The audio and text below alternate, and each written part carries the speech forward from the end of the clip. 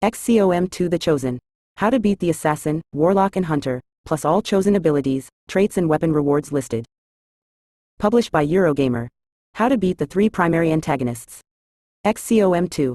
The chosen foes Assassin, Warlock and Hunter are the three big bads of the War of the Chosen expansion, each with a different approach to combat and a unique set of weapons and skills.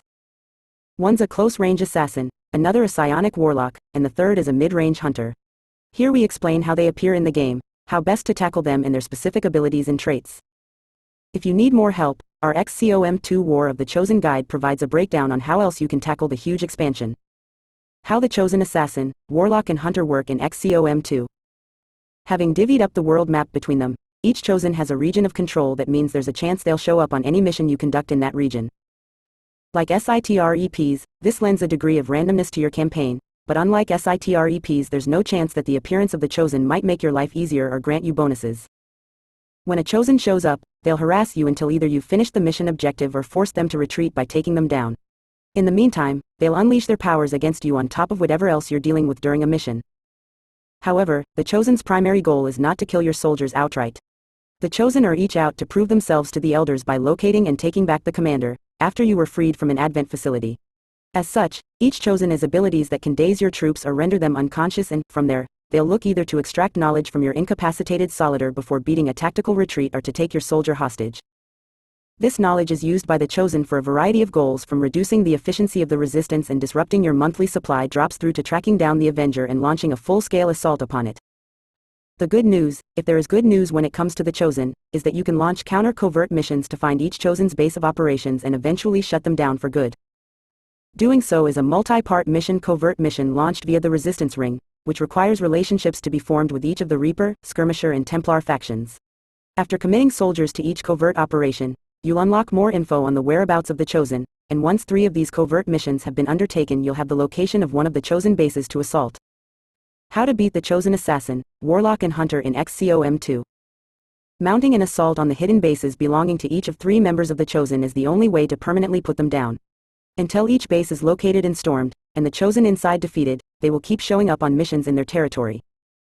This results in them gaining knowledge of your activities, disrupting resistance plans, reducing monthly supplies and, ultimately, directing an assault on the Avenger, detailed in the Avenger Defense Mission Guide.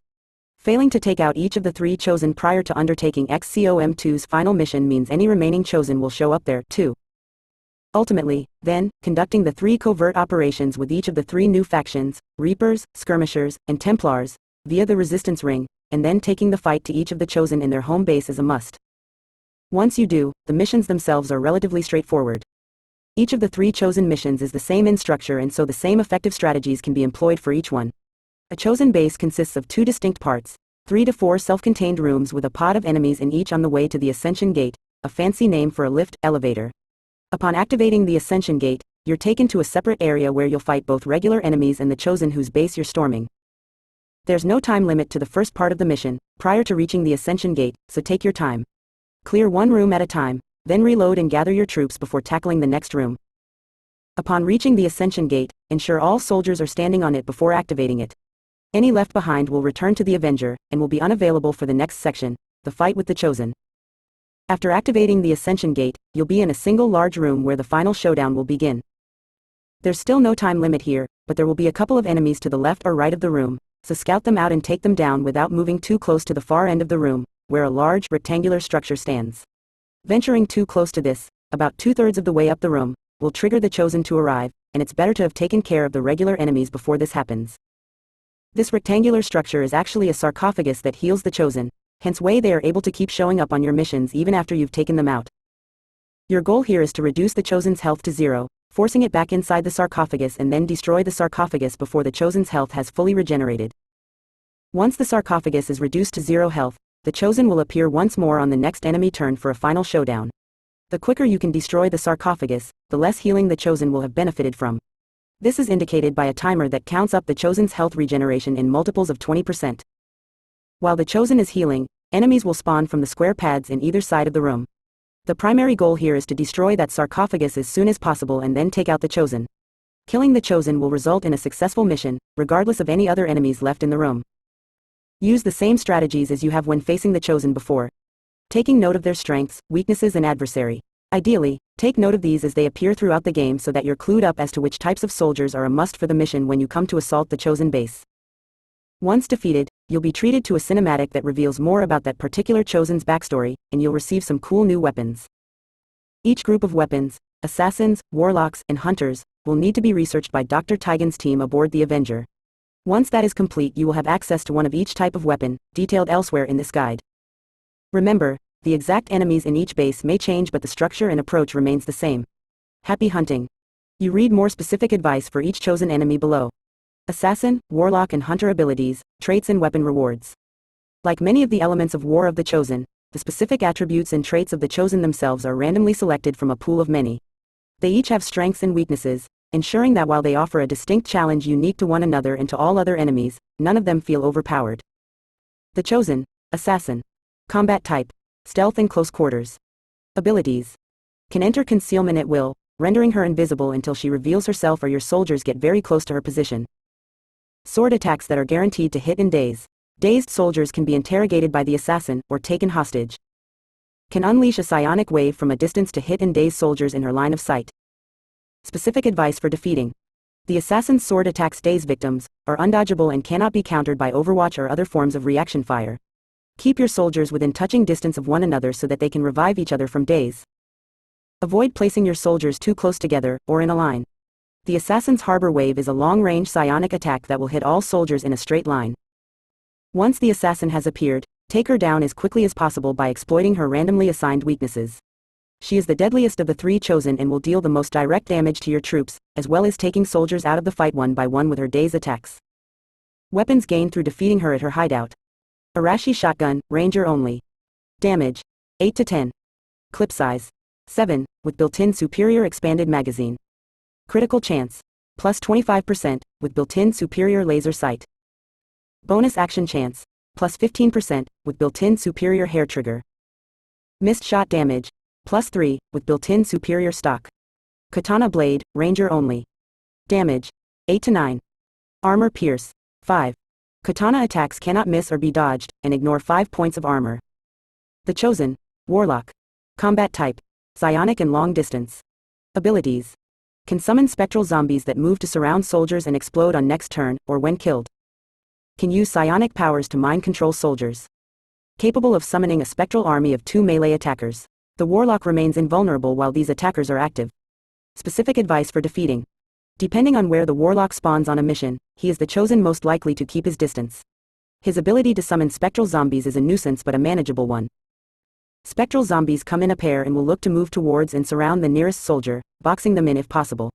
They will then prime themselves to explode on the next turn. They will also explode when they are killed. Ensure you give your soldiers a chance to escape by not taking cover in a corner after the Warlock has entered the fray. The Warlock's Spectral Army ability summons 2 melee zombies that will actively attack soldiers. While they are active, the Warlock is impervious to any and all damage. Take them down in order to harm him further, or, if your soldiers are in a rough place, use this opportunity to complete your objective and evacuate the mission area. Weapons gained through defeating her at her hideout.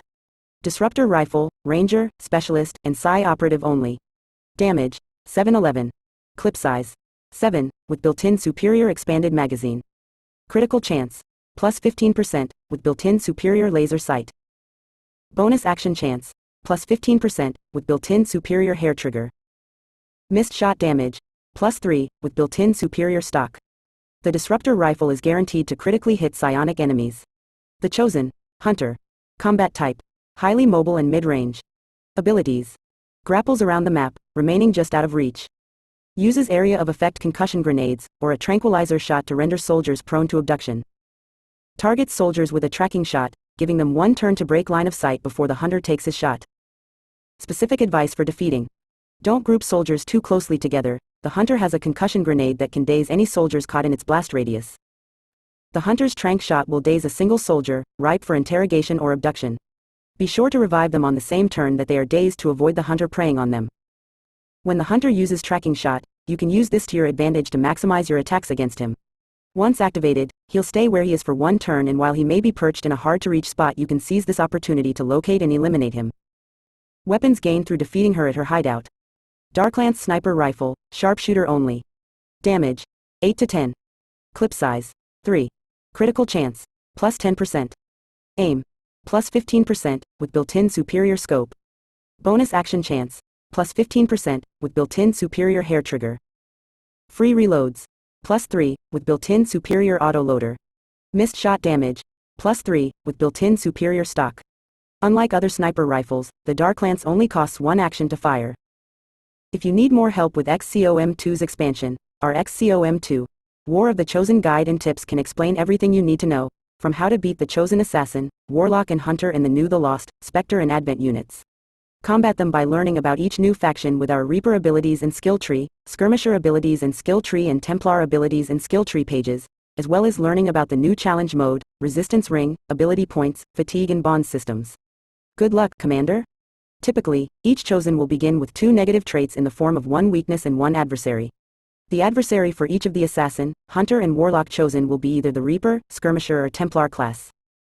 The Chosen will take additional damage from these adversaries and deliver some interesting and revealing trash talk to them during the missions, which begin to point to where the Chosen might have originated from. Each Chosen's weakness, on the other hand, will be randomly assigned from a group that includes taking increased damage from close range, or from explosives, or if they are attacked more than 3 times in a single turn. In each case, it's something that requires you to approach them in a specific way in order to maximize your damage against them. Their strengths, on the other hand, are many and varied. These include an immunity to melee damage, the ability to summon a specific enemy type, such as mutons, advent soldiers or robotic enemies, healing health when their allies take damage, not triggering Overwatch shots and many more. This random mix of strengths and weaknesses makes the method for fighting the Chosen largely dependent on their unique combination of traits. However, being prepared for their abilities can also help keep you out of harm's way when they do, inevitably, show up.